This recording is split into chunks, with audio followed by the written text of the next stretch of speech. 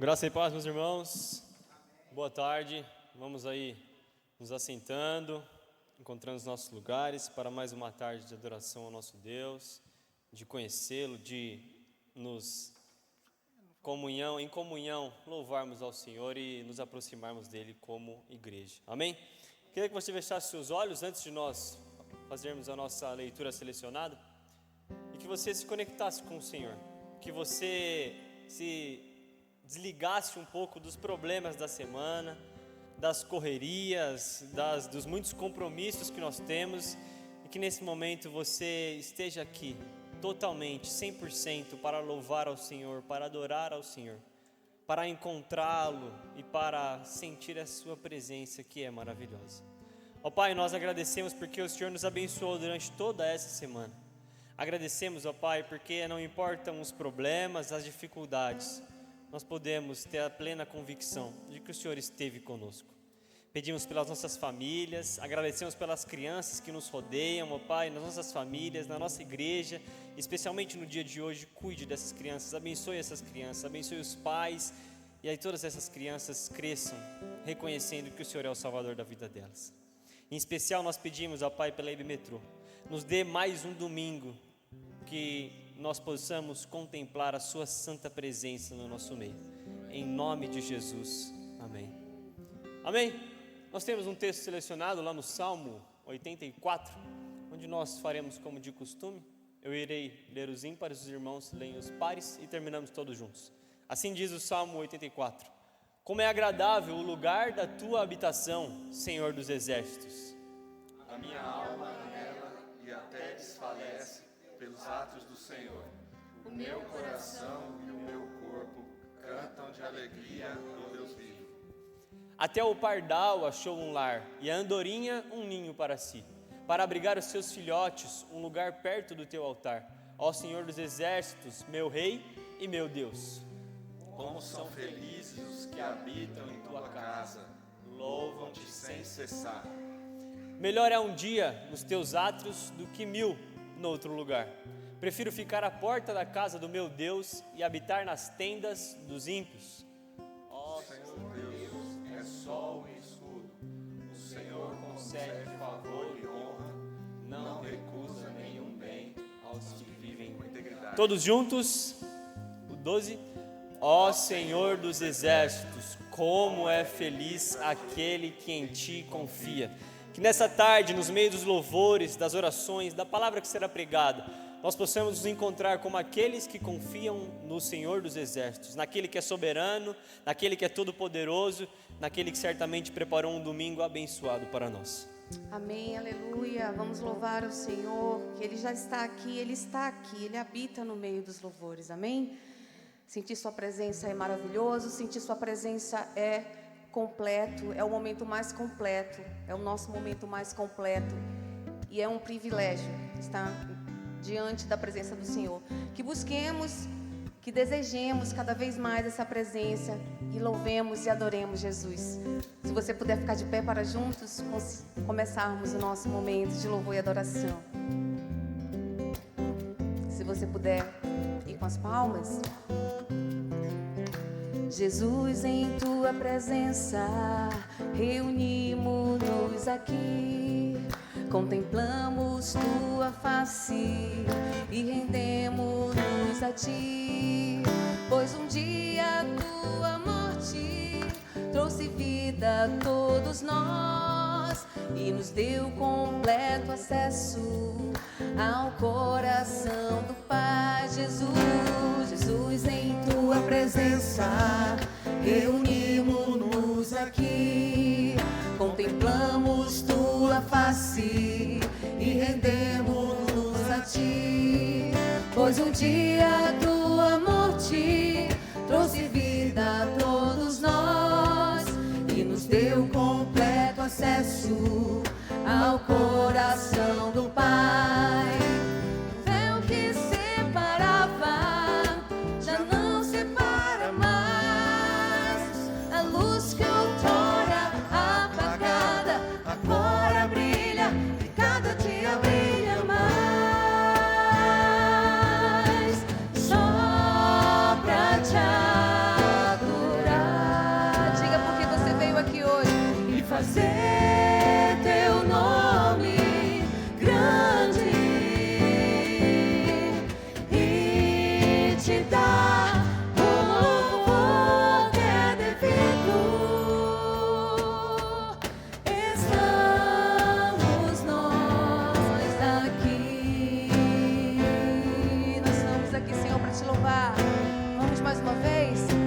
Jesus, em tua presença, reunimos-nos aqui, contemplamos tua face e rendemos-nos a ti, pois um dia a tua morte trouxe vida a todos nós, e nos deu completo acesso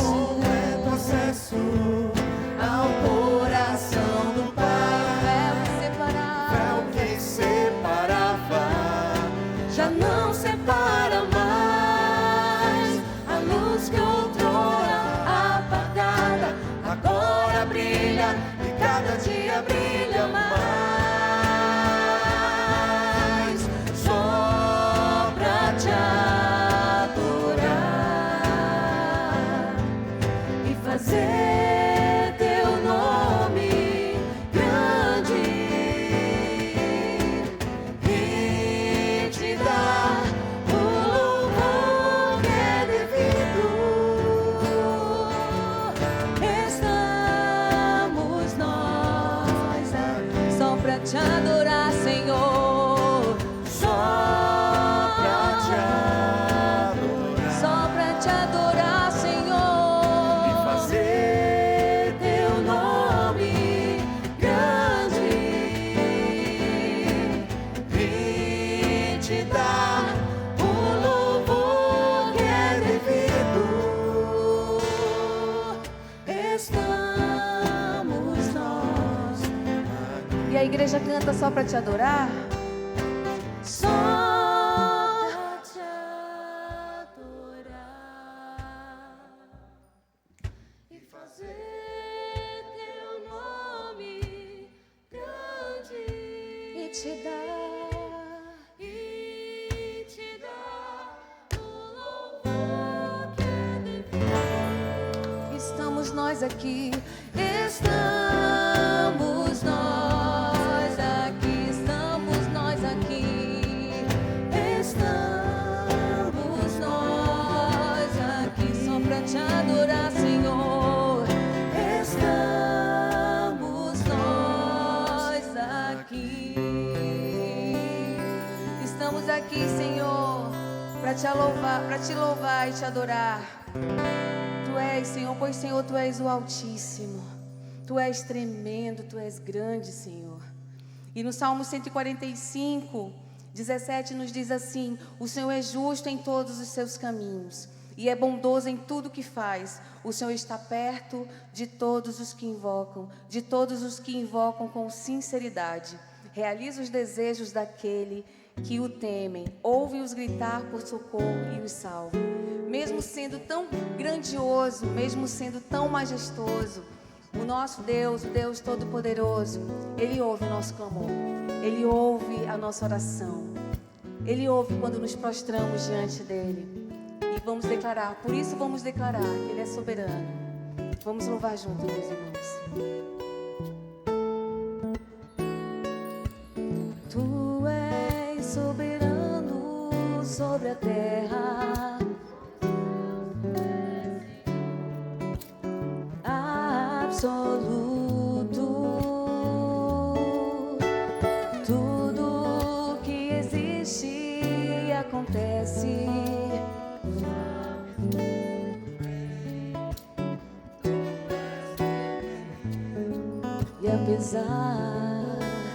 e apesar dessa glória que tens, tu te importas comigo também. E esse amor tão grande eleva-me, amar-me a ti. Tu és tremendo, Senhor. Vamos mais uma vez. Tu és soberano sobre a terra, sobre o céu. Tu és Senhor absoluto. Tudo que existe e acontece, tu sabes muito bem. Tu és tremendo. E apesar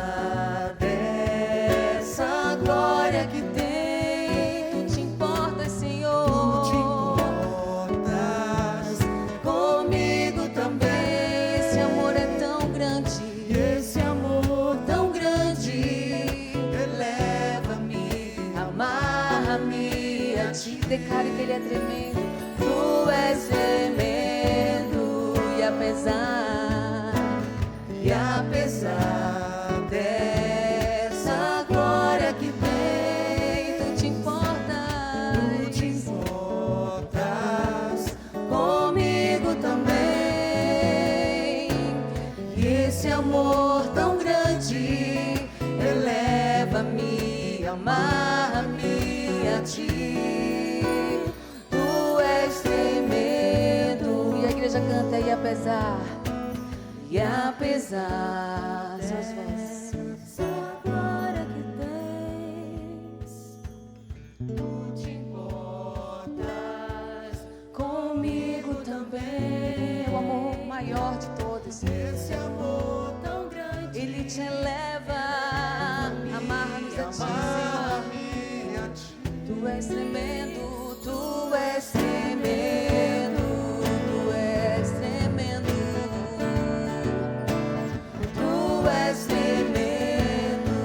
Tu és tremendo, Senhor. Tu és tremendo, cante que Ele é tremendo. Tu és tremendo, tu és tremendo, tu és tremendo. Tu és tremendo, Senhor, Tu és maravilhoso. Derrama, Senhor, do Teu Espírito Santo sobre esse lugar. Que os céus se abram neste lugar, Senhor. Que Tu derrames, Pai, da Tua cura sobre nós. Tu derrame da Tua cura sobre a Tua igreja. Derrama, Senhor, do Teu renovo. Derrama, Senhor, da Tua restituição, do Teu abrigo, do Teu consolo. Nós dependemos de Ti, Senhor, e desejamos mais que tudo a Tua presença, Pai, que transforma trevas em luz, que derrama paz. Ó Senhor, nós Te louvamos, nós Te amamos, Pai. Obrigado, Senhor. Tu és bem-vindo aqui em nosso coração. Toma direção. Ele é o fogo consumidor. Deus, fogo consumidor, sem impedimentos vem, face a face, Senhor. Sopra em nós, Espírito, te queremos, Deus.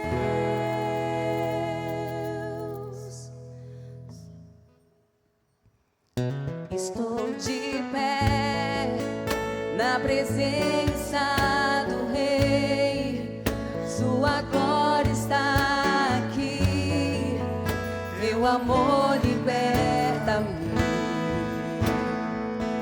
Estás aqui no trono de louvor, tua presença me curou, fascinado estou. Cante, sopra em nós, Sopra em nós, Espírito, te queremos, Deus. sopra em nós, Senhor. Sopra em nós, Espírito,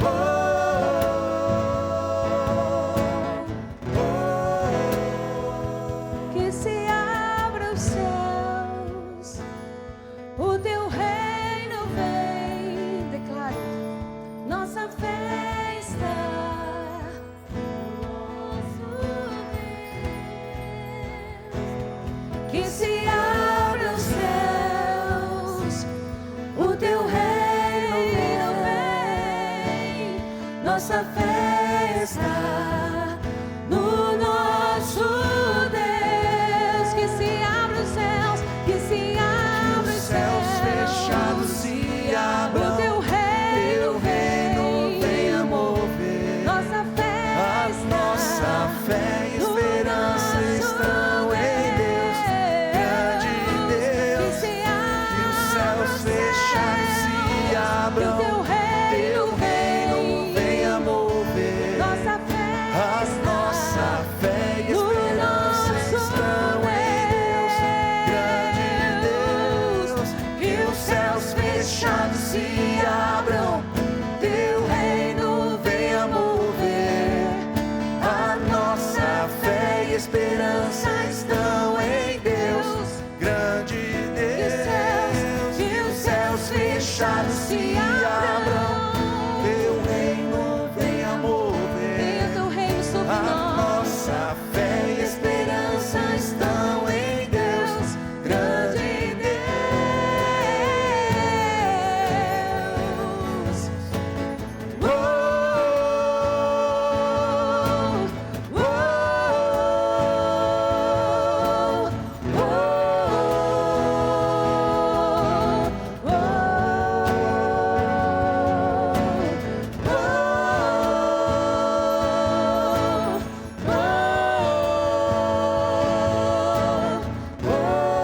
E a igreja canta: que se abra os céus.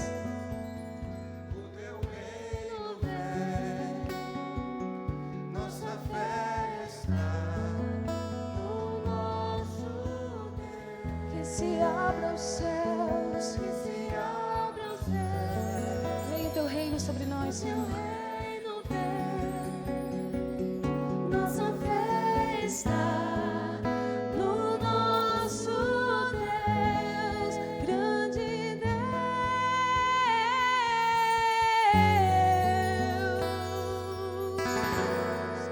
A nossa fé está em nosso Deus.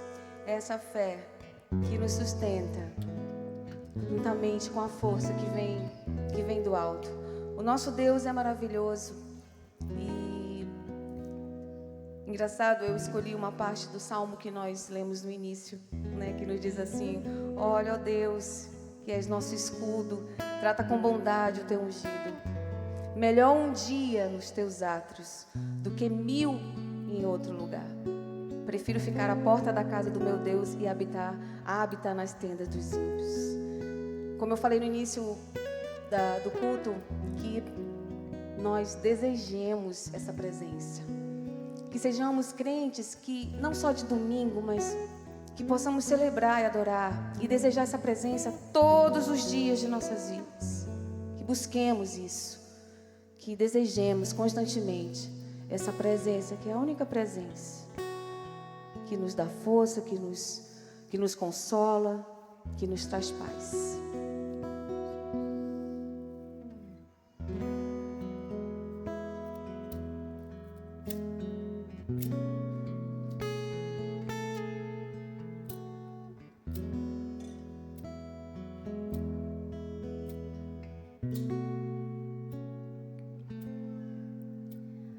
Quão formoso és, Rei do universo.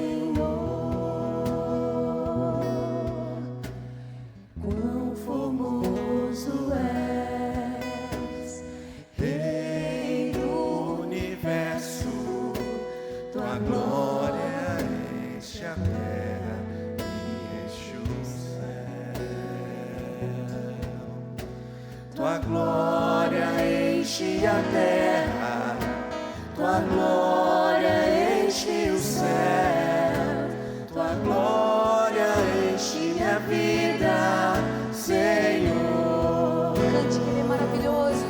Maravilhoso é estar em tua presença. Maravilhoso é poder te adorar. Maravilhoso é tocar nas tuas vestes. Maravilhoso é te contemplar, Senhor. Somente a igreja canta agora, maravilhoso. Maravilhoso é estar em tua presença. Senhor, tu és maravilhoso. Maravilhoso é poder te adorar. Nós te adoramos, Pai, nós te adoramos. Maravilhoso é tocar nas tuas vestes. Maravilhoso, maravilhoso é te contemplar, Senhor. Maravilhoso é estar em tua presença. Sempre será na tua presença. Maravilhoso é poder te adorar. Maravilhoso é tocar nas tuas vestes. Maravilhoso é te contemplar, Senhor. Maravilhoso é te contemplar, Senhor. Maravilhoso é te contemplar, Senhor. Aleluia, Aleluia. Aleluia, aleluia. Graças a Deus. Você pode se assentar. Eu quero chamar todas as crianças aqui na frente. Hoje é o dia das crianças, o dia especial das crianças.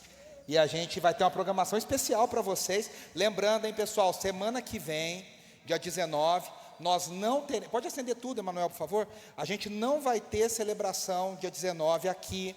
Nós vamos ter uma programação especial no Shopping Plaza Sul para as crianças da nossa comunidade. A ideia é que cada criança da nossa comunidade leve uma criança convidada para estar ali nessa programação. Se tudo der certo, eu já vou confirmar logo.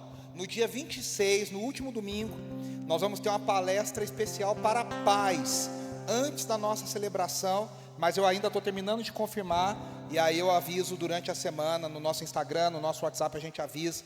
Mas, se Deus quiser, no dia 26 a gente vai ter uma palestra especial para os pais. E a ideia é chamar os pais convidados que forem na semana que vem, estejam aqui no dia 26 para ouvir essa palestra especial. Hoje eu estava fazendo devocional com o Nicolas lá em casa, né, filho? A gente estava lendo o livro. Filho, conta aqui para a igreja, ó. A gente estava lendo o livro do Salvador que ia pisar a cabeça da... Ele ia pisar a cabeça da... Não vai falar não, é? Não vai falar não, é? A gente está lendo sobre Jesus, o Salvador, que ia pisar a cabeça da serpente. E o livro foca muito quando Jesus nasceu como criança, né? E é tão interessante porque Jesus poderia ter aparecido adulto pronto, né? Preparado para morrer na cruz. Mas ele veio como um neném, concebido num ventre. Nasceu como uma criança, para nos ensinar a singeleza de uma criança, a dependência de uma criança, a pureza de uma criança. Tudo que uma criança depende de nós. E eu acho tão bonito a gente pensar que Jesus deu esse valor para a infância. Jesus deu esse valor para a criança. Nicolas, vem cá. Vem cá agora. E a gente vai orar por ela. Se você puder estender as suas mãos, a gente vai orar por cada uma dessas crianças. Senhor, obrigado por essas crianças. Obrigado pelo dia das crianças que nós celebramos hoje. Nós as abençoamos especialmente hoje, no dia de hoje, que elas sejam duplamente abençoadas pelo Senhor, por Tua graça, por Tua misericórdia, que elas experimentem da Tua presença, do Teu amor, da Tua fidelidade, que elas aprendam a amar ao Senhor, protege o coração, a mente, o corpinho de cada uma delas, livra de todo mal, de todo homem mau, de todo homem violento, de tudo aquilo que atenta contra os teus planos, os teus propósitos para a vida delas. Nós, como comunidade de fé, abençoamos e que elas possam ter, e declaramos que elas possam ter uma infância abençoada, cheia da tua graça, cheia da tua presença, cheia de alegria, para que elas possam ter uma vida próspera, porque tiveram uma infância abençoada. Nós as abençoamos no nome de Jesus. Amém, amém, amém. Agora vocês podem ir devagar. Vocês podem ir lá com a programação especial hoje que vai ter. Vai lá, Teté.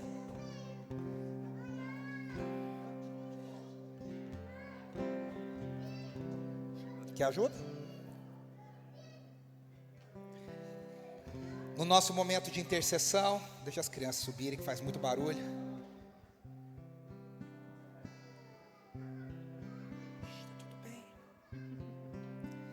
Nesse momento de intercessão, nós vamos levantar a nossa voz, o nosso clamor ao Senhor, com a certeza de que Ele nos ouve, de que Ele está conosco. Hoje nós temos a visita da Alcione, mãe do Vitor, sogra da Amanda. A gente tem orado por ela. Seja muito bem-vinda, viu, no nome de Jesus. A gente tem orado todas as semanas por você. Eu sei que você está aí numa semana de apreensão, né, de ansiedade. Nós vamos orar, viu, clamando a Deus pela sua vida, pedindo a Deus que venha de forma especial. Você fez o exame na sexta-feira, né? Está aguardando a resposta. Isso, se Deus quiser, vai dar tudo certo. O Senhor Deus, de qualquer jeito, seja qual for o resultado, Deus está no controle. Amém? A gente tem orado sempre pela vida da Rê, pelo total restabelecimento. Esses últimos dias a Renata voltou a trabalhar.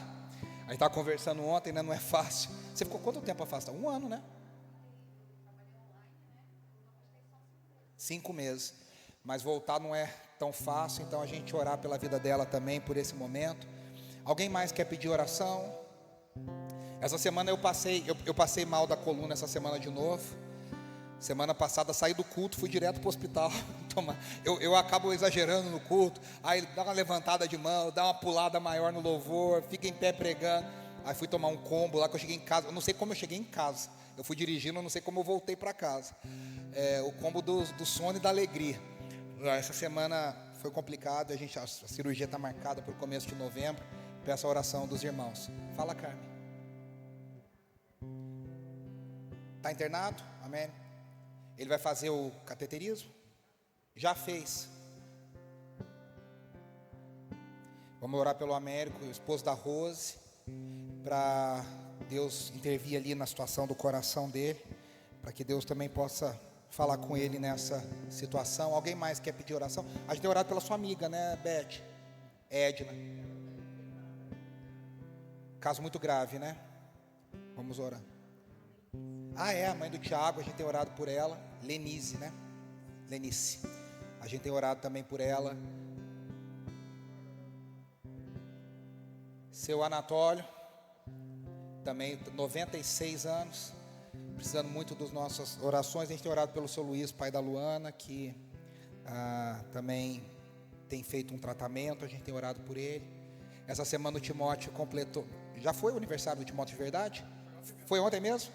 Completou 6 aninhos também. A gente ora pela vida dele, por essa alegria que é o Timóteo na nossa igreja, na família, para todos nós também. Alguém mais quer fazer algum pedido de oração? Eu tenho um paciente que há um tempo, tem uns 11 dias que a gente fez um procedimento. Ele tem 3 anos, o nome dele é Gael, e ele já é um milagre de vida. A gente fez uma cirurgia extensa nele. Ele acabou evoluindo com hipertermia maligna. É uma doença super rara e normalmente isso leva a óbito. Ele está vivo, mas ainda está na UTI, a passos lentos, fazendo diálise. Então eu peço oração. Gael. A primeira pessoa foi minha mãe, né? Já pedi para. Pediu bem. Mas é um milagre, assim. Vamos orar pelo milagre completo dele sair da UTI. Amém. Se você puder fechar os seus olhos, para a gente orar junto, clamar ao Senhor nessa tarde, clamar a presença do Senhor, o toque do Senhor. A gente cantou aqui mais cedo que a gente quer tocar nas vestes de Jesus. E aquela mulher que tocou nas vestes de Jesus, ela tinha um clamor no seu coração. Ela não tocou simplesmente por tocar, ela tocou porque ela tinha certeza que Jesus era a resposta, Jesus era a fonte da cura dela, da resposta que ela procurava. Então nessa tarde, clame ao Senhor, ore ao Senhor, peça a Ele com fé no seu coração, de que nós estamos apresentando os nossos casos para aquele que tem todo o poder, aquele que é dono de toda a graça, aquele que é dono de toda a misericórdia. Senhor, nós clamamos a Ti nessa tarde como igreja, tantos nomes foram colocados aqui, Senhor. Visita com Teu poder, visita com a Tua graça, visita com a Tua misericórdia. Senhor, sobre cada nome que foi colocado aqui, aqueles que estão no quarto de hospital, eu oro especialmente pela vida do pequeno Gael, que nós nem conhecemos, Senhor. Visita com misericórdia, visita com cura, Senhor, visita, Senhor, com Teu milagre. Como o Tiago colocou, ele já é um milagre, mas que esse milagre se complete de forma total. Nós cremos, Senhor, visita essa família, visita esses pais, todos aqueles que estão por conta desse caso, Senhor, dê graça sobre os médicos, sobre o tratamento, Pai, que o Senhor faça o impossível na vida desse pequenino, Senhor.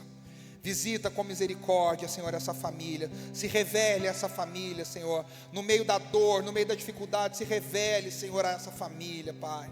Nós oramos pela vida da Alcione, Senhor, que está aqui conosco nessa tarde. Nós temos orado pela vida dela. Nós não sabemos o resultado desse exame, mas o Senhor sabe. Acalma o coração dela, do Vitor, de toda a família. Visita com Tua graça, e que acima de tudo a gente tenha certeza, eles tenham a certeza de que o Senhor é o Deus que está no controle, o Senhor é o Deus que a trouxe até aqui, e é o Senhor que vai completar na vida dela a Tua obra, Senhor. Acalma o coração, visita com poder e com graça. Nós oramos pela vida do Emanuel também, Senhor, que tem enfrentado tantas lutas. Senhor, visita também a vida dele, toca, Senhor, na vida dos médicos, na vida do plano, daqueles do plano de saúde que tomam decisões, daquilo que ele precisa fazer, do melhor tratamento. Senhor, alcança com a Tua graça poderosa. O Senhor Anatólio, Senhor, o Américo, Senhor, aonde essas pessoas estiverem, visita, Senhor. A Edna, amiga da Beth, Senhor, a dona Lenice, mãe do Tiago, o Seu Luiz, pai da Luana. Alcança, Senhor, com Tua graça, com Teu poder, sustentando, Senhor, a cada dia. Como a Renata falou aqui mais cedo, Senhor, nos dê fome e sede da Tua palavra. Que nós não tenhamos sede e fome só domingo, mas que a gente queime de amor pelo Senhor. Que os nossos corações queimem, Senhor, de desejo de Te conhecer mais, de uma visitação especial do Senhor, de um toque especial do Senhor, de uma graça especial do Senhor sobre as nossas vidas. Visita a nossa comunidade, visita a nossa igreja, derrama sobre nós a Tua presença de forma especial, Senhor, de forma reveladora, de forma transformadora. Visita-nos, Senhor. Sobre as nossas crianças nós já oramos.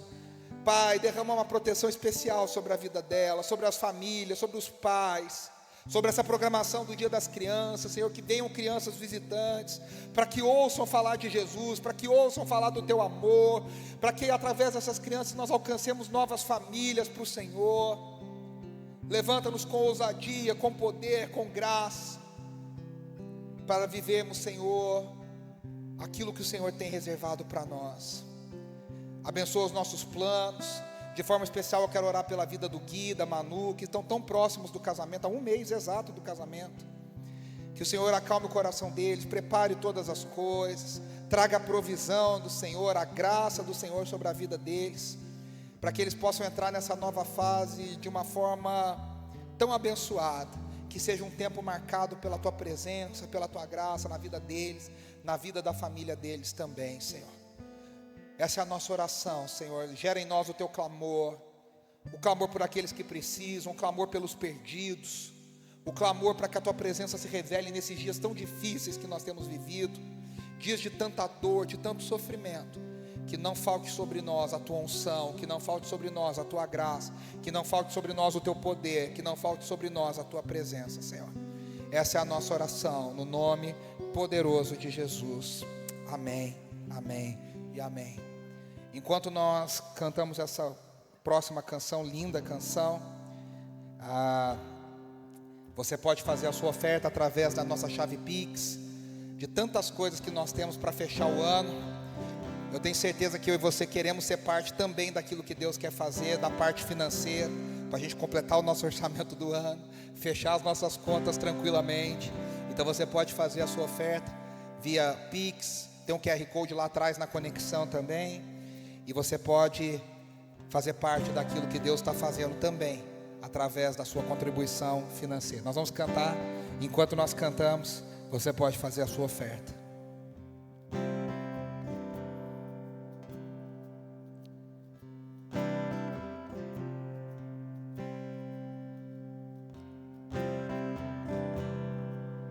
Eu não preciso ser reconhecido por ninguém.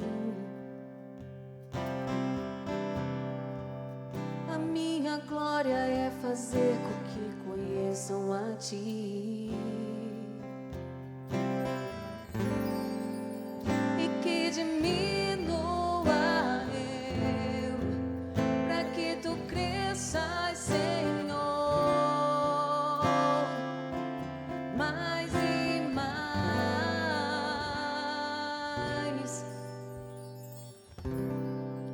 E como Serafins que cobrem o rosto ante a Ti.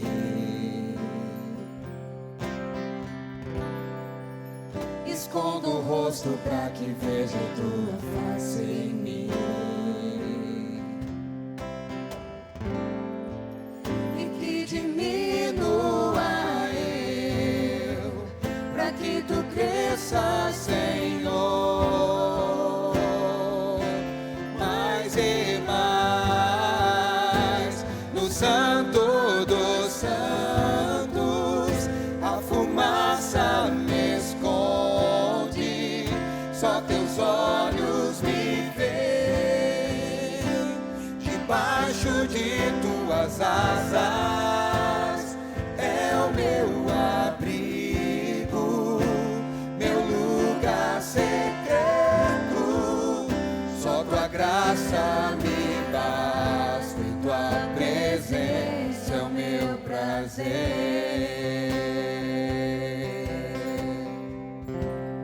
Vamos mais uma vez? Eu não preciso ser reconhecido por ninguém. A minha glória é fazer com que conheçam a Ti. E que diminua eu, para que Tu cresças, Senhor. Mais e mais.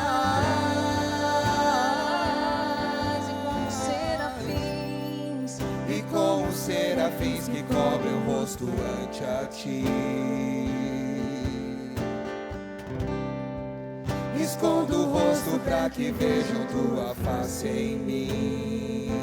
Tu cresças, Senhor, cada vez mais.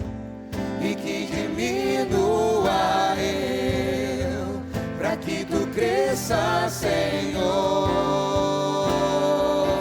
Mais e mais, no Santo dos Santos, a fumaça me esconde, só Teus olhos me veem.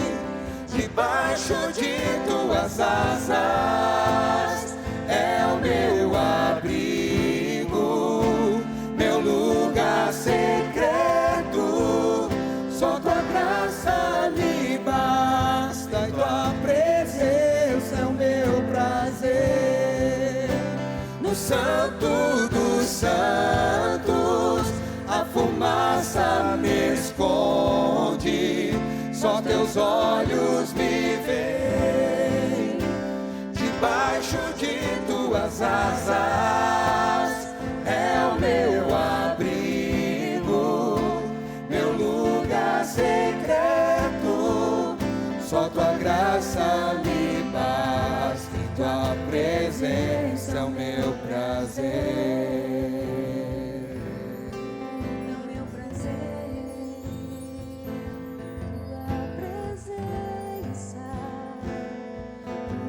Presença é o meu prazer, Tua presença.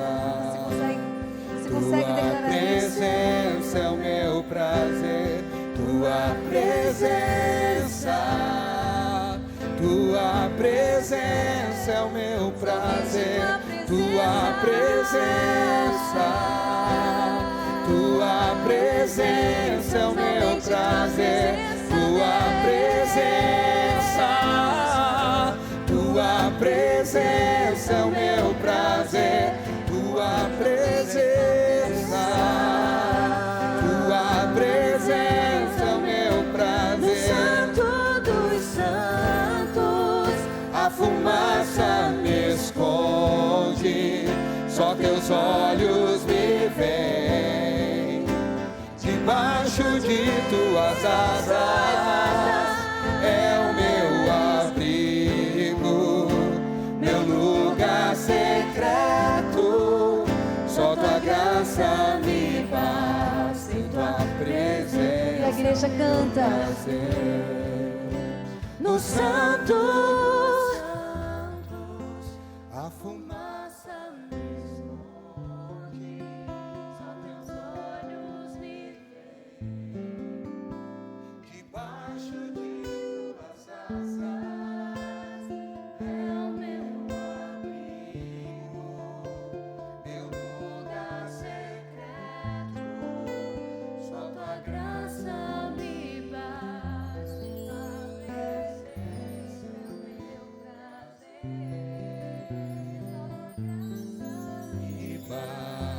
tua presença é o meu prazer. Só tua graça me basta, e tua presença é o meu prazer. Aleluia, Senhor. Aleluia, Glórias a ti, graças a Pai. Deus, graças a Deus.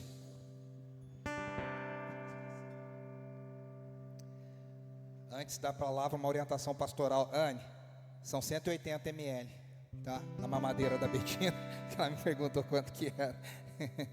Eu tinha esquecido de falar, 180 ml. Nós vamos continuar a nossa série que nós começamos semana passada, no meio do teu povo, a história da adoração e a presença de Deus com o seu povo.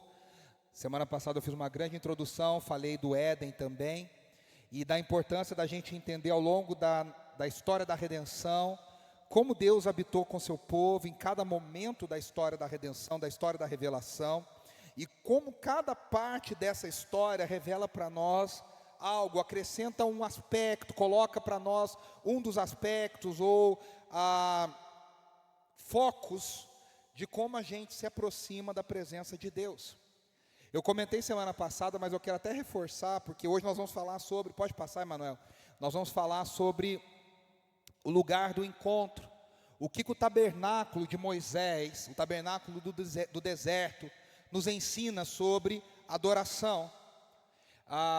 E é interessante porque quando a gente estuda a história da adoração, da música cristã, a gente percebe que a gente tem hinos aos montes, né? Os inários têm em torno de 550, 600 hinos cada inário, né? Você pega aí a harpa cristã da Assembleia de Deus, salmos e hinos que servem a uma série de denominações, cantor cristão, batista, agora o HCC, o inário para o culto cristão, o inário evangélico dos metodistas e outras alternativas aí, novo cântico e o inário adventista. São vários inários, cada um deles tem em torno de 500, né? O cantor cristão, a primeira coletânea, se não me falha a memória, tinha 16 hinos, feito por Salomão Ginsburg, um polonês, judeu de origem polonesa, que veio fugido para o Brasil, e ao longo das edições foram acrescentando, e chegou ao final ali em torno de 600 hinos. Não significa que são, né, se você somar tudo isso, tem 600 em cada, porque muitos são comuns, né, com letras diferentes, mas vamos dizer aí, pelo menos metade é igual em quase todos os inários. Mas mesmo assim você coloca que tem hino, hein?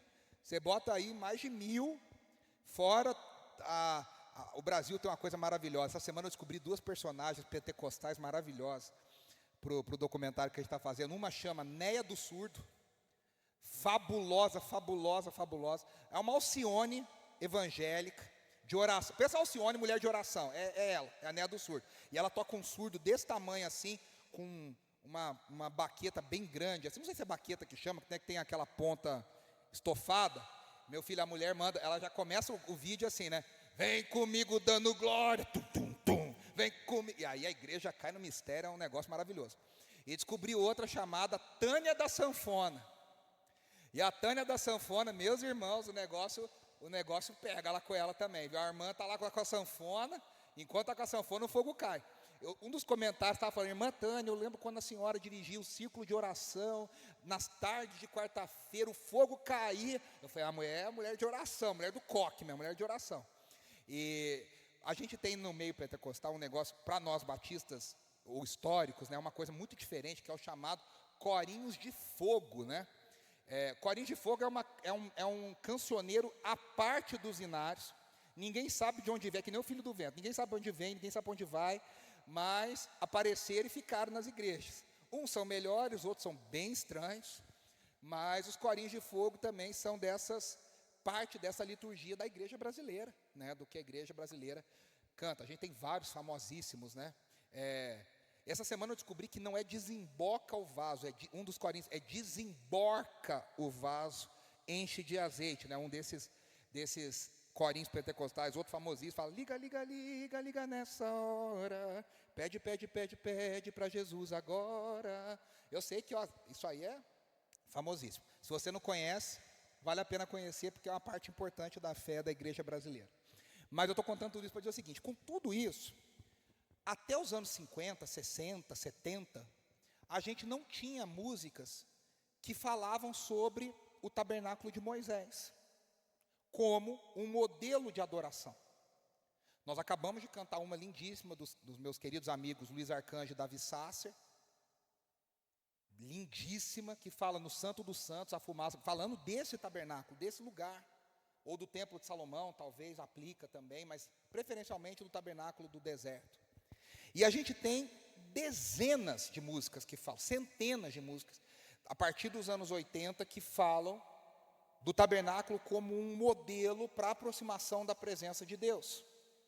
Nos anos 90, Beto Tavares, lá em Belo Horizonte, na 8ª Presbiteriana de Belo Horizonte, do pastor Jeremias, fez uma música que fala assim, né? Nossa, deu um branco agora. Oxe, espera que daqui a pouco eu lembro. Daqui a pouco volta. A gente tem Asaf Borba gravando nos anos 90, né? Quando entro em tua presença, pelas portas do louvor, chego ao teu santuário, face a face com o Senhor. Contemplo teu semblante e vejo toda a tua glória. Lembrei do Beto Tavares. Tu vives entre os querubins e nas alturas está o teu trono. Teu nome é soberano. Aí no final fala, além do véu tu estás e maravilhas farás, enquanto entramos pelo santo dos santos. Essa semana falei bastante com ela. A Aldacélia, nos anos 80, fez, Pai, eu quero contemplar tua glória e majestade, não apenas no átrio ou no santo lugar. Eu quero te entronizar entre os querubins. Oh, leva-me à sala do trono. Renascer Praise fez uma versão de uma música dos anos 80, eles gravaram no ano 2000, no volume 7 do Renascer, que fala, todos nós estamos no santo lugar, e existem anjos aos milhares em redor. A gente começou a enxergar, a gente cantou Jesus em Tua Presença, acho que é uma das mais conhecidas no Brasil. Asaf Borba gravou em 1986, essa música que fala, né, o véu que separava, já não separa. De todos os 500 e tantos hinos do Inário, você pode procurar, não tem hino que fala o véu que rasgou, o véu que separava. Não era uma coisa importante para a igreja no entendimento da aproximação da presença de Deus. E é interessante que o tabernáculo de Moisés, ele não tinha música. É uma coisa que as pessoas não se tocam muito, porque a gente fala muito de levita como ministro de louvor, que é uma coisa errada, mas isso é para outra história, para outro dia. as pessoas falam, levita, levita, levita, é músico, então tem os levitas lá no tabernáculo de Moisés, tem música. Não, não tinha. O culto de Moisés era um culto silencioso, era um culto bem silencioso. A música fazia parte da vida de Israel, mas na hora do culto era tanta tensão, era tanto medo, era tanto temor, era tanto ritual, e era silencioso. A música, ela entra no culto de Israel a partir do tabernáculo de Davi, da tenda de Davi, e alguns teólogos entendem que ela continua no templo de Salomão, de uma forma mais discreta, mas continua. Durante os anos de Davi, eu mencionei semana passada, foram 33 anos ininterruptamente de adoração, cânticos e louvores, diante da presença de Deus, diretamente na arca. Isso tem uma explicação, a gente vai falar sobre isso, porque as pessoas viam a arca todo dia. No tabernáculo de Moisés, as pessoas viam a arca, um homem, uma vez ao ano, no famoso dia do perdão, o dia de Yom Kippur.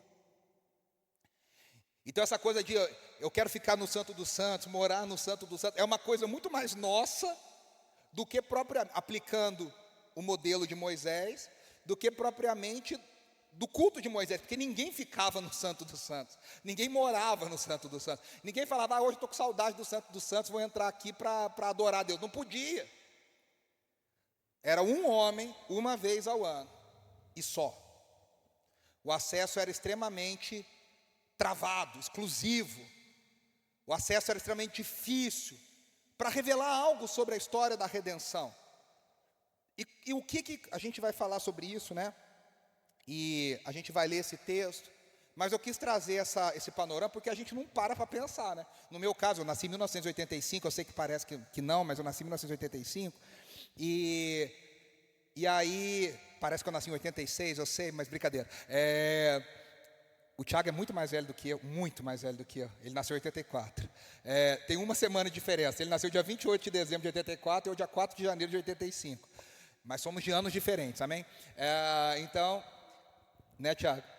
Você alistou primeiro que eu. Mas é interessante que, no meu caso, eu já nasci numa igreja que já começou a cantar essas canções. E a gente não para pensar de por que a gente cantava, por que a gente não cantava, por que era assim, por que não era assim. Tudo isso revela entendimentos, tudo isso revela percepções do texto bíblico, tudo isso revela sobre o entendimento das pessoas do que é o culto, do que é estar na presença de Deus.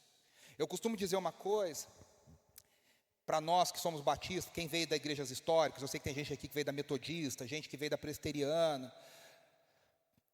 A presença de Deus no culto, para nós, é uma coisa certa.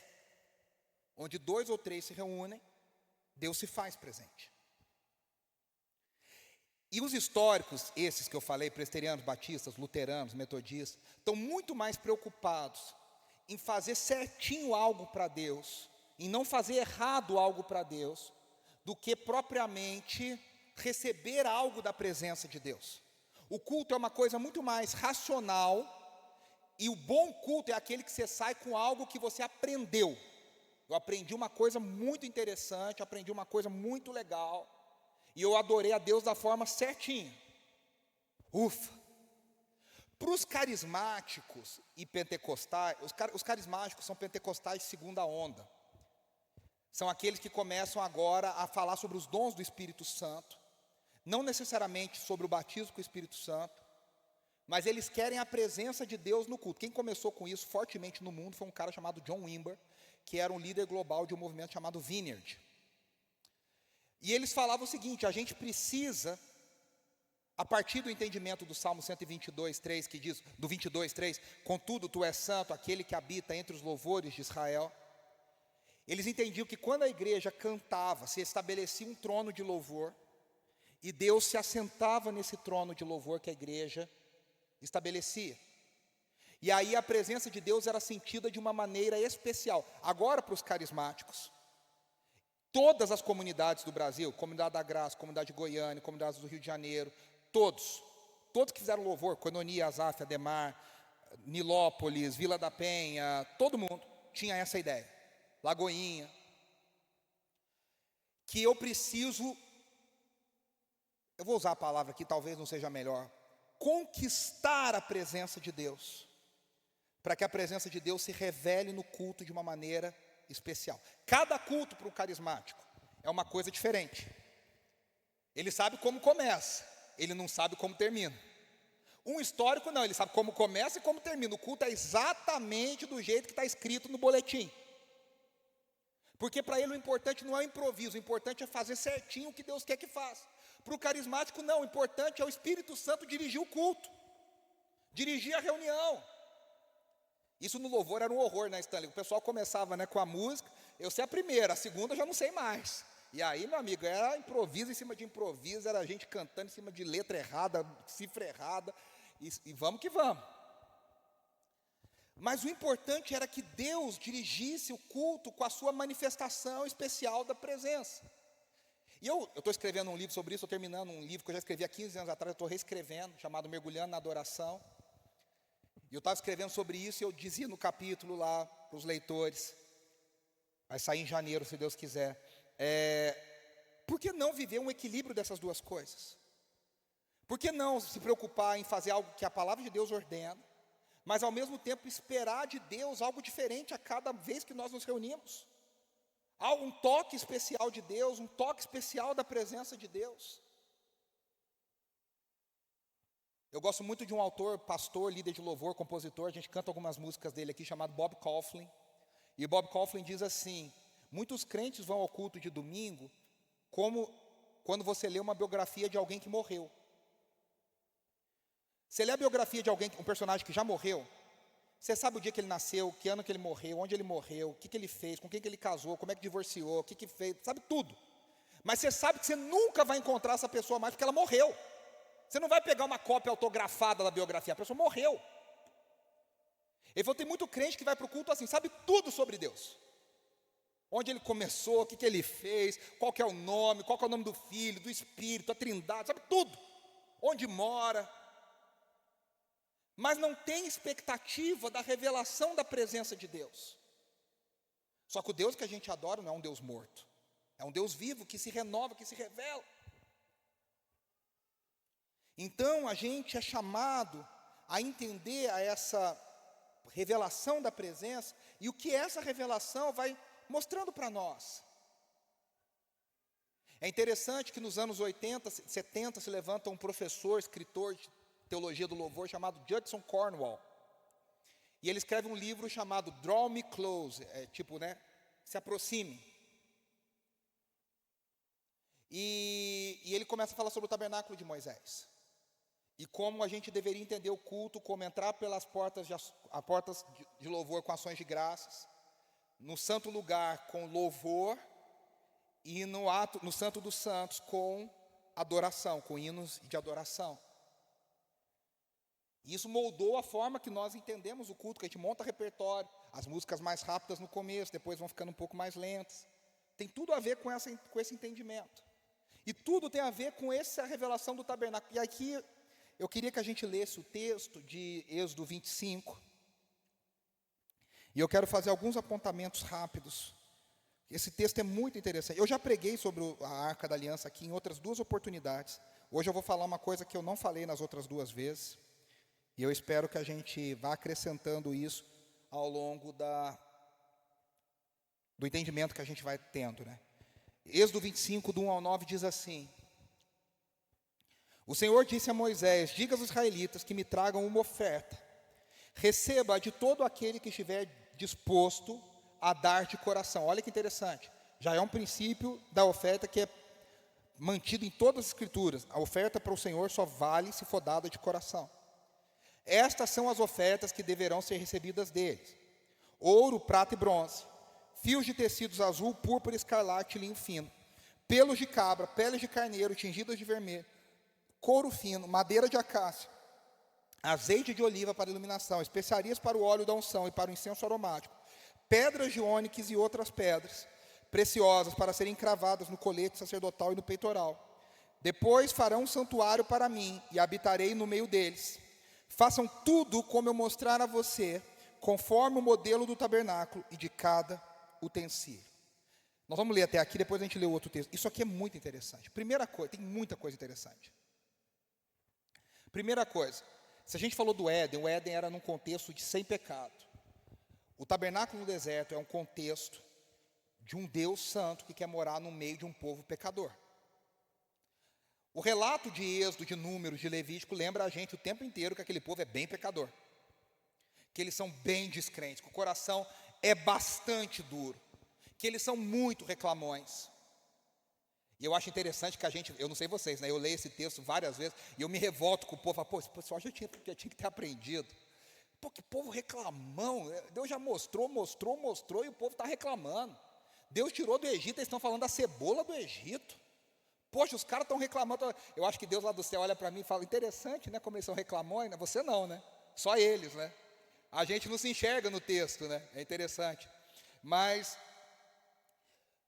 a primeira coisa que o tabernáculo mostra para nós, e todos os rituais que são estabelecidos a partir dali, é como é difícil um Deus santo morar no meio de um povo pecador.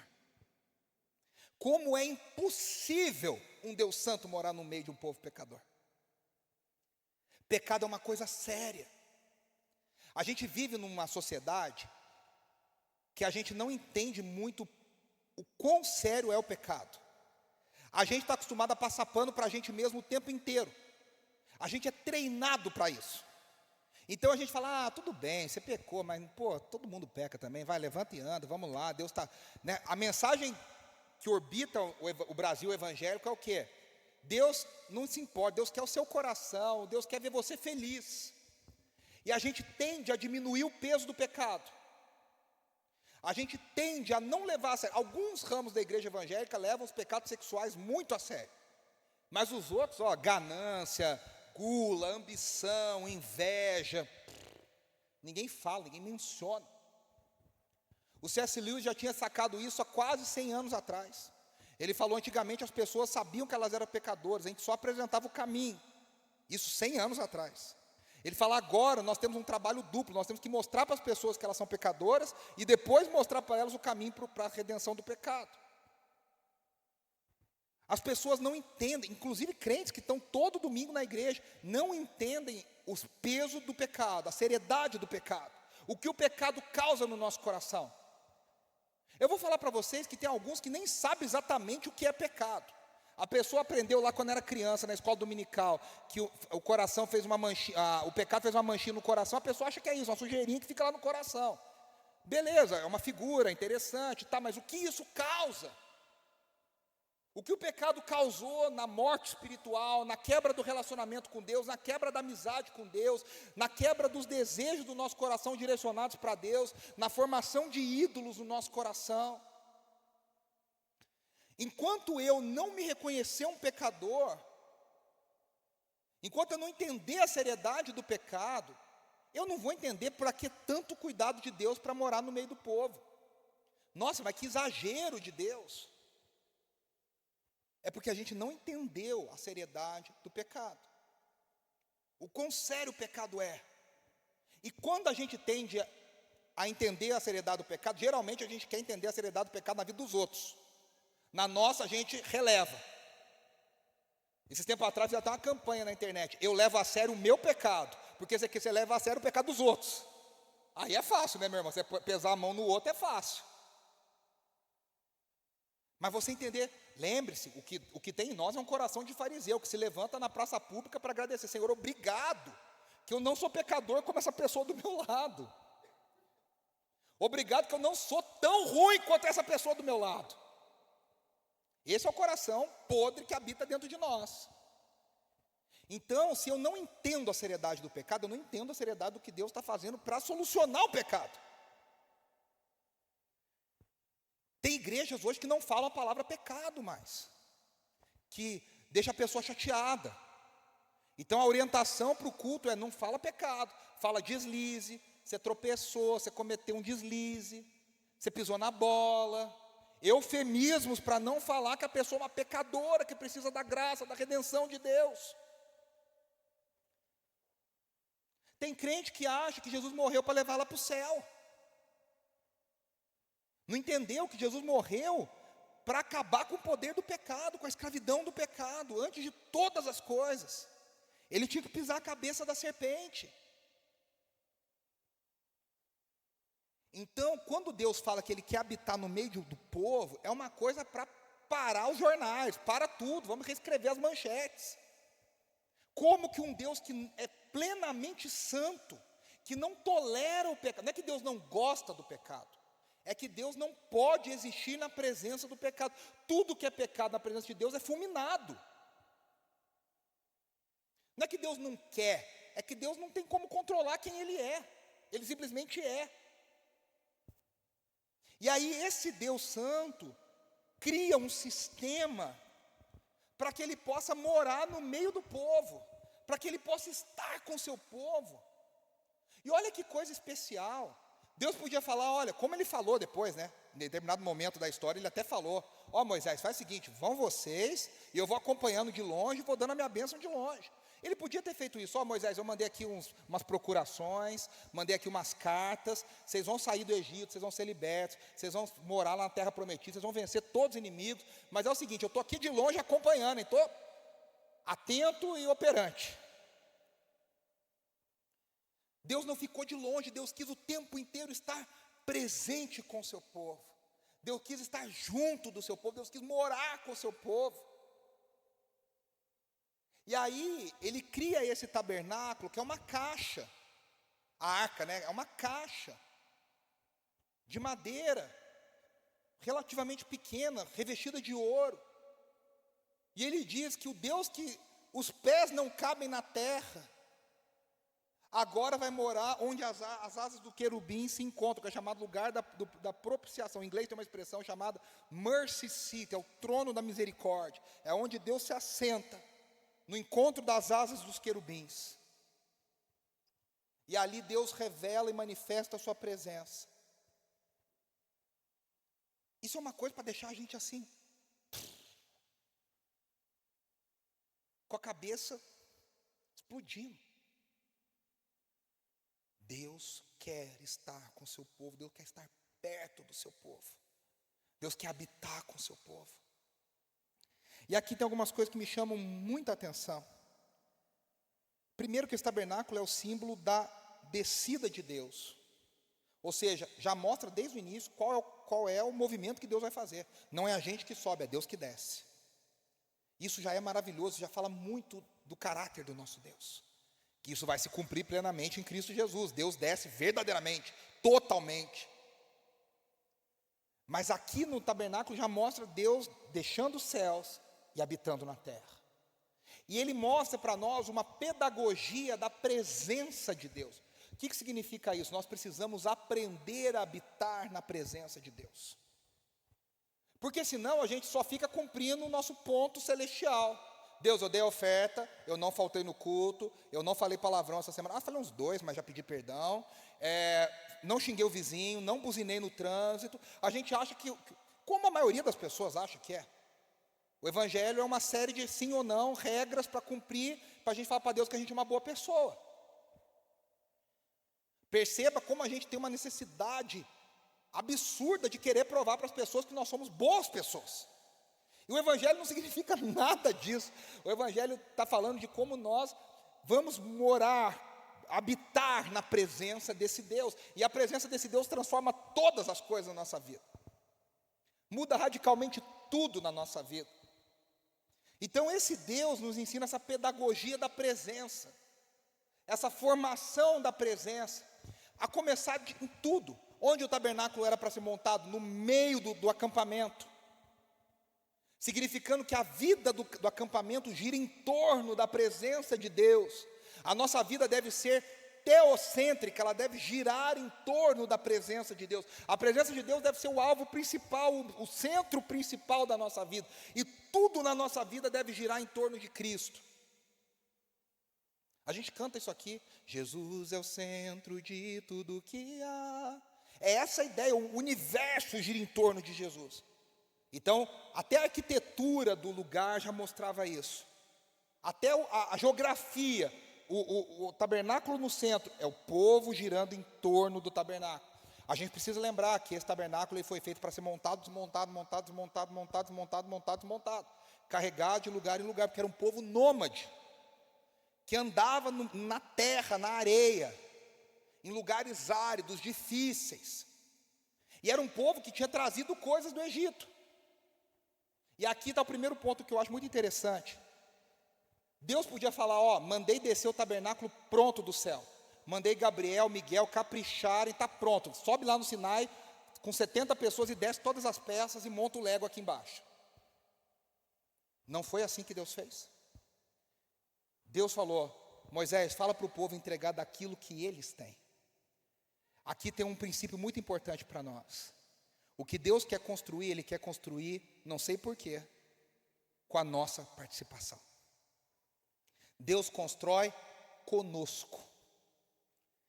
Então ele pensa, Deus já dá certo. O que o povo trouxe do Egito? Do que eles têm ali, sabe quando você faz comida, o famoso restaurante, né? Quando você não tem nada em casa, novo. Aí você olha, o que você tem na geladeira, você faz uma coisa com tudo que você tem na geladeira. É aquela receita que muda a cada semana, né? O que tem na geladeira, você põe na receita. É mais ou menos isso que Deus fez. O que tem aí na geladeira? Tem fio de ouro? Tem. Tem prata? Tem. Então manda trazer. Meus irmãos, olha que privilégio. Desde o tabernáculo do deserto, Deus nos dá o privilégio da gente participar da construção daquilo que Ele está fazendo. Ele podia mandar descer pronta, a planta vinha pronta. O modelo, a maquete. Ele nos dá a oportunidade de construir, de contribuir.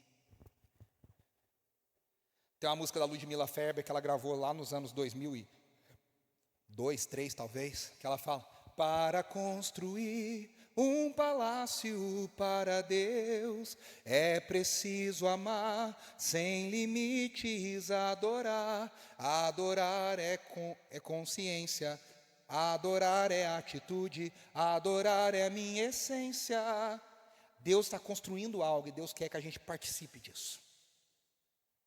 O povo teve o privilégio de trazer coisas para Deus construir algo. O povo teve o privilégio de participar de algo. Eu me lembro que quando eu fui para o seminário não tinha dinheiro para nada, em 2004, estava construindo, e aí o diretor foi um dia, fez um culto lá com um bando de gente quebrada, só seminarista, tudo duro, sem dinheiro, sem nada, e falou, nós vamos levantar uma oferta. E eu pensei, essa estratégia não é a mais inteligente de todas. Chama os empresários, chama a galera do poder. Ele chamou um bando de aluno quebrado e falou, nós vamos levantar aqui oferta para comprar mesa, cadeira. E ele falou, olha, a cadeira custa tanto, a mesa, eu nunca mais esqueci isso, a mesa custa tanto. E se você ofertar, toda vez que você sentar numa cadeira, você vai falar, eu pude contribuir para ter uma cadeira aqui. E eu lembro que eu dei um valor que eu acho que era mais ou menos de uma cadeira. E todas as vezes que eu sentei ao longo daqueles anos todos que eu trabalhei ali, eu pensava, que privilégio, eu pude contribuir. Porque não sentou só o meu bumbum lá, sentou de muita gente. De muitos, centenas, milhares de alunos. E eu pensava, que privilégio poder contribuir no que Deus faz. Que privilégio poder fazer parte daquilo que Deus está fazendo.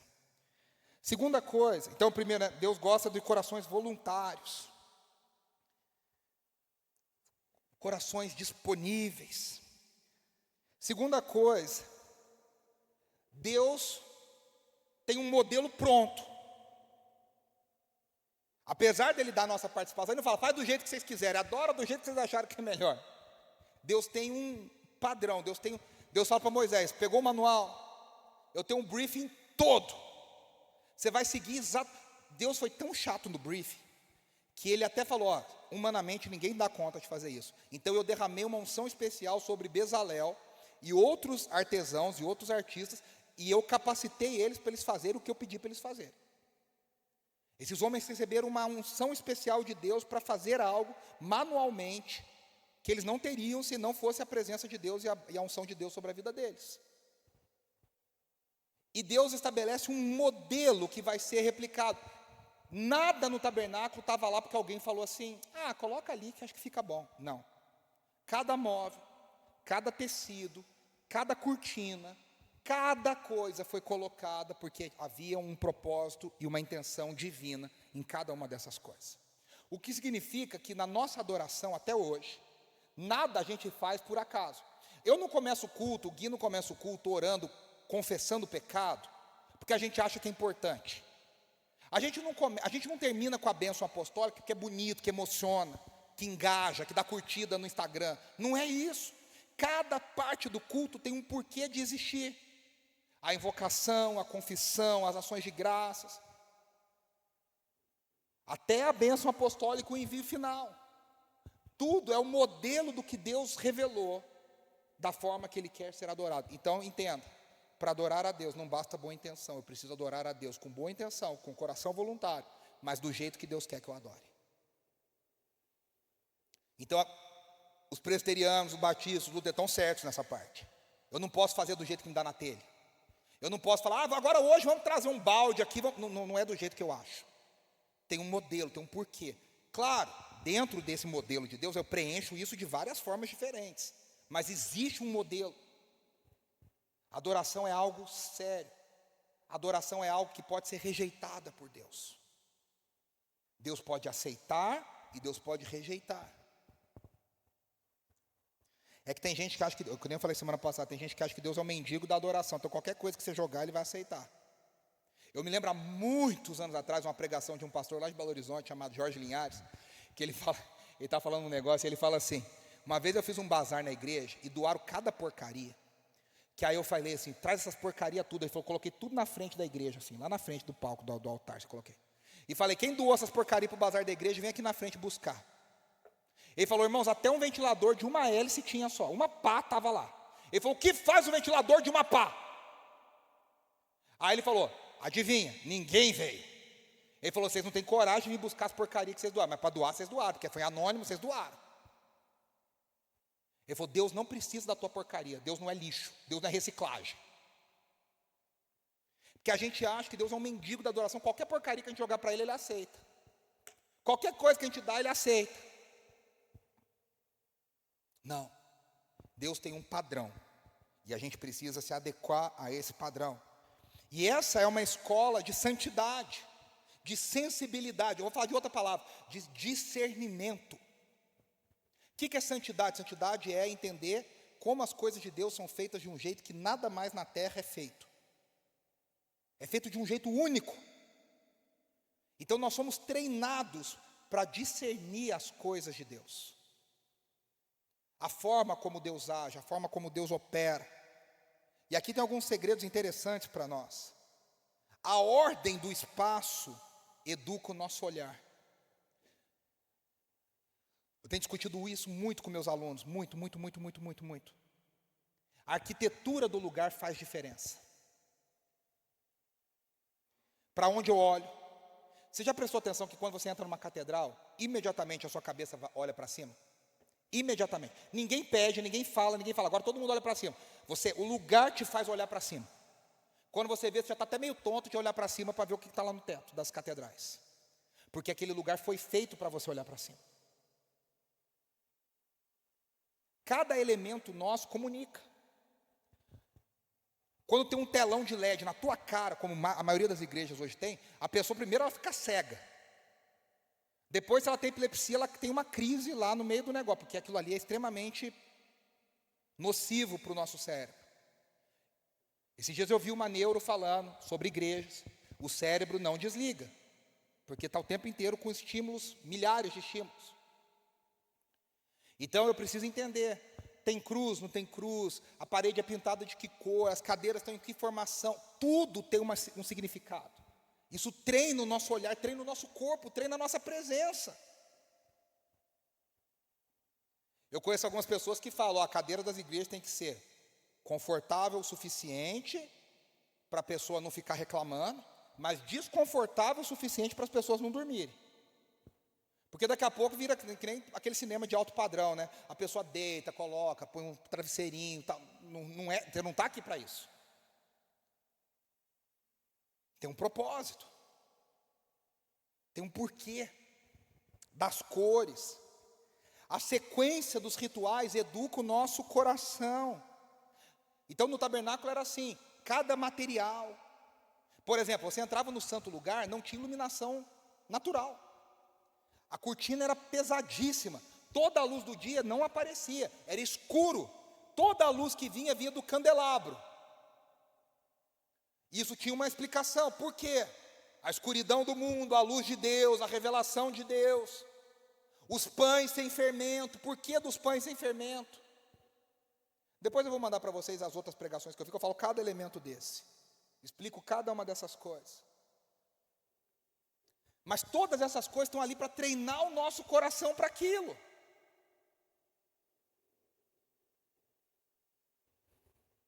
As texturas.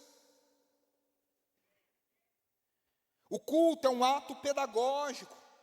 O povo está aqui para aprender a ver o invisível, a entender realidades espirituais, e com isso refletir o caráter de Deus.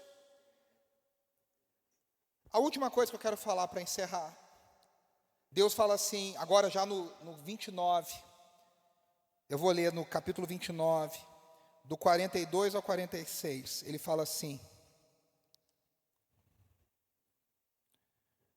de geração em geração, esse holocausto deverá ser feito regularmente, à entrada da tenda do encontro diante do Senhor. Olha aqui, versículo 42b.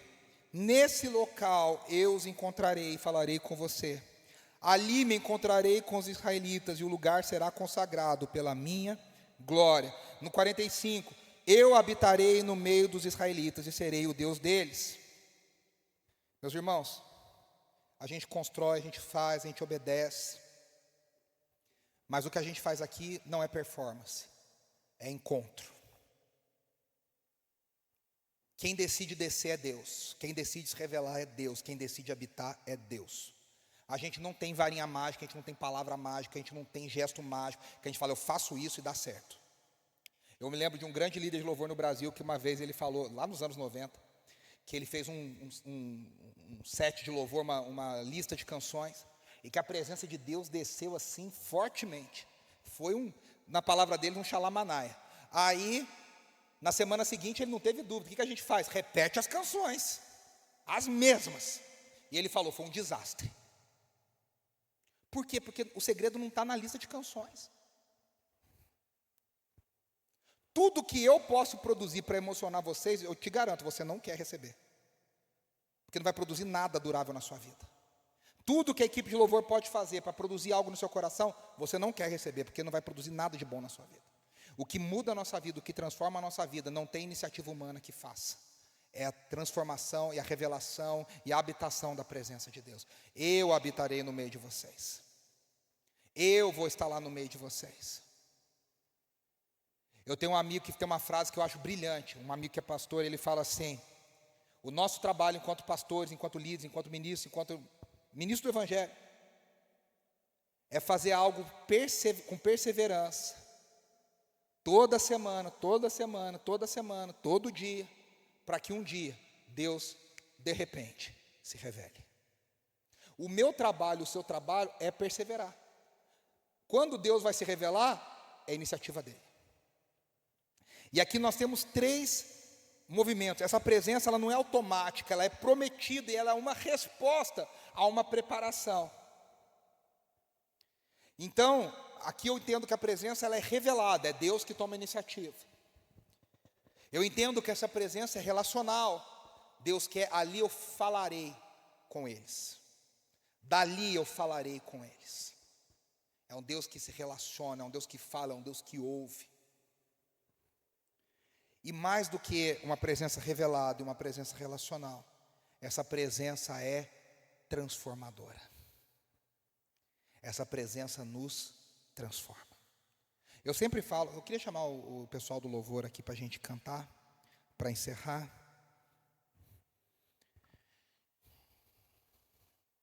Eu sempre falo, a presença de Deus, ela nos transforma sempre, para o bem ou para o mal. Para você ser mais santificado ou com o teu coração ser mais duro. Quanto mais expostos nós somos à presença de Deus, mais o nosso coração ou se quebranta ou se endurece. Aquela geração primeira do deserto, quanto mais Deus falava, mais o coração deles se endurecia. E Deus falou, vai endurecer cada vez mais, até que morram todos. Diante da presença de Deus, da revelação, ou a gente tem um coração endurecido, ou a gente tem um coração quebrantado. A nossa oração é para que o nosso coração seja cada vez mais quebrantado. Eu queria que você fechasse os seus olhos, aí no seu lugar. e você pensasse a sério em todas essas coisas que nós falamos aqui nessa tarde. O quão séria é a presença de Deus na nossa vida. O quão seriamente Deus quer habitar no meio do seu povo. O quão santa é a presença desse Deus que se revela, desse Deus que quer falar conosco, desse Deus que nos transforma. Por isso que eu tenho dito, domingo não pode ser um dia qualquer, o culto não pode ser um momento qualquer, é um momento único na nossa agenda, no nosso tempo, para a gente entrar na agenda de Deus, no tempo de Deus, no mundo de Deus, e a gente contemplar a sua glória e a sua presença. Com seus olhos fechados, seu coração rendido ao Senhor, nós vamos cantar essa canção mais uma vez. Eu quero que você ore a letra dessa canção, que você entregue essa canção como um sacrifício de louvor, como diz Hebreus 13, que é fruto de lábios que confessam o nome do Senhor. Que você entregue essa oração, esse sacrifício de louvor dos seus lábios ao Senhor. Quão formoso és, Rei do universo, tua glória enche a terra e enche os céus. Tua glória enche a terra, tua glória enche os céus, tua glória enche minha vida, Senhor. Se você puder ficar em pé no seu lugar, vamos cantar isso do início mais uma vez. Quão formoso és, Rei do universo, tu és o Rei, tua glória enche a terra e enche os céus. A tua glória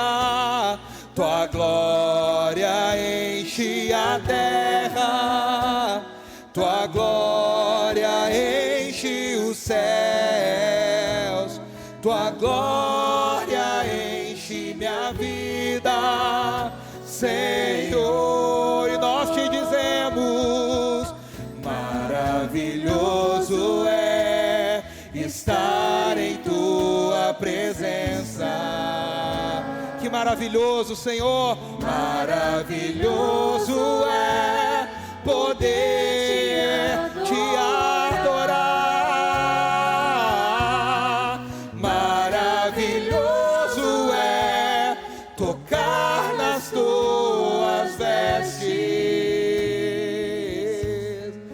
Maravilhoso é te contemplar, Senhor. Maravilhoso, maravilhoso é estar em tua presença. Que privilégio, Senhor. Maravilhoso é poder me aproximar e te adorar. Maravilhoso é tocar nas tuas vestes. Maravilhoso é te contemplar, Senhor. Maravilhoso é te contemplar, Senhor. Maravilhoso, maravilhoso é te contemplar, Senhor. Senhor, que privilégio, Senhor. O Rei do Universo decidiu morar no meio de nós, habitar no meio de nós. Que privilégio é estar na tua presença com o teu povo. Obrigado pela tua presença que nos transforma. Obrigado pela tua presença que se revela a nós e revela mais de ti a nós. Obrigado pela tua presença relacional que nos chama a um relacionamento. Obrigado porque o Senhor não nos abandona, porque o Senhor está sempre conosco. Que nós estejamos sempre na tua presença. que nós queiramos como igreja nos reunirmos semana após semana para te adorar, em espírito e em verdade, no tabernáculo celestial, diante daquilo que o Senhor tem falado a nós e se revelado a nós. Obrigado, Senhor, por esse privilégio. Que nunca falte sobre nós a tua presença, que nunca falte sobre nós a tua revelação, que nunca falte sobre nós a tua graça e a tua misericórdia. Que nunca falte sobre nós o toque da tua presença. Marca-nos com a tua presença, Senhor. Marca-nos com a tua presença. Nós queremos fazer como o Salmo 100, no versículo 4, entrar por suas portas com ações de graças e nos seus átrios com hinos de louvor. Enche a nossa boca de hinos de gratidão, de hinos de louvor, de hinos de adoração. Maravilhoso é estar em tua presença. Maravilhoso é poder te adorar. Maravilhoso é tocar nas tuas vestes. Maravilhoso é te contemplar, Senhor. Que a bênção de Deus Pai Todo-Poderoso, Deus Criador dos céus e terra, que Jesus Cristo, seu Filho, a exata manifestação do ser do Pai, aquele a quem os nossos olhos viram e em quem toda a glória habitava, e que as consolações do Espírito Santo de Deus, o santo e poderoso Espírito do Deus Altíssimo, permaneçam sobre nós hoje e para todo sempre. O povo de Deus diz amém, amém e amém. Vá na paz do Senhor, uma semana abençoada. Não se esqueça da programação da semana que vem. Você que não tem criança, ore por essa programação. Você que tem criança, já convida o amiguinho do filho para estar com a gente. Deus abençoe, até semana que vem.